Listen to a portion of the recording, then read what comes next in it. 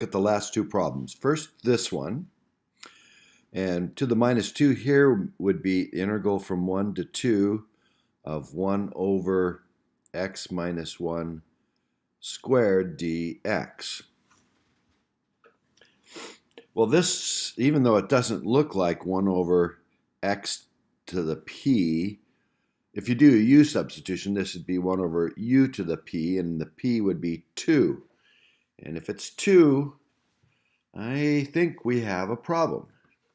Now, let's just kind of see how this is a problem, like doing this one.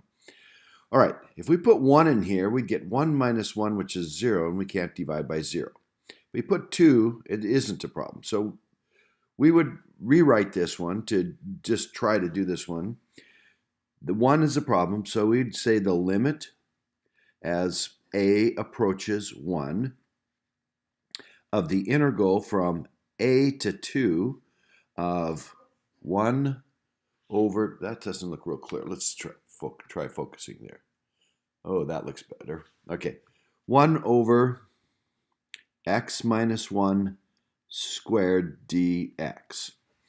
Now, to continue on, I need to integrate this. So if I let u equal 1 x minus 1 du would equal dx, and this would become the integral, the limit as a approaches 1 of the integral. Now the limits are going to change because I'm changing to u, but it'd be 1 over u squared du, which then would become, this is like u to the negative 2, so to integrate it, I add 1 to minus 2 becomes minus 1, so I get 1 over u, that's u to the minus 1, divided by a minus 1, which is just makes it negative. So this would become the limit as a approaches 1 of 1 over minus 1 over u, evaluated from something to something, but we're not in x, so we're going to have to change this back.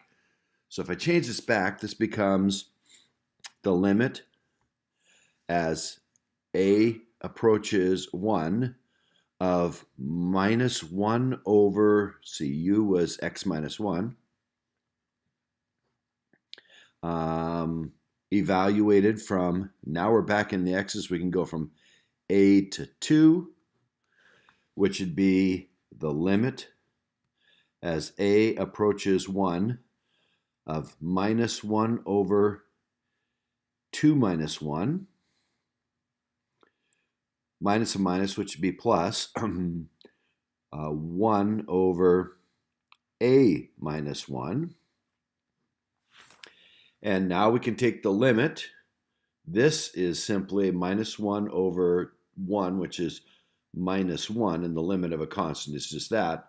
But this part, when a goes to 1, this denominator is going to go to 0, and this whole fraction with a really small denominator would explode to infinity, and so this one diverges. This part of it diverges.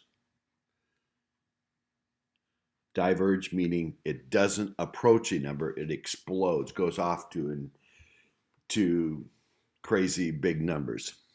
So this one diverges, and we can see why it does right there.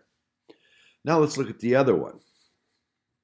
So if one of these converges, it must be this one. So it says from 1 to, now infinity would be the problem on this one. So we'll put an a there, and it's the integral of e to the minus 2x dx. And because we're putting in an a, we'd have the limit as a approaches infinity. So now we'll do the integration.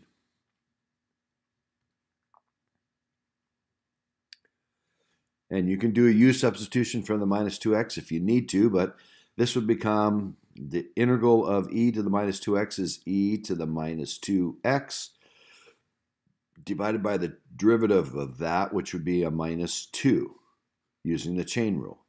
And we'd have to evaluate that from 1 to a. So we'd have the limit as a approaches infinity. Put a in here, and we'd have e to the minus 2a over minus 2. And then minus e to the minus 2 times 1, which is minus 2, over minus 2. These two minuses would cancel.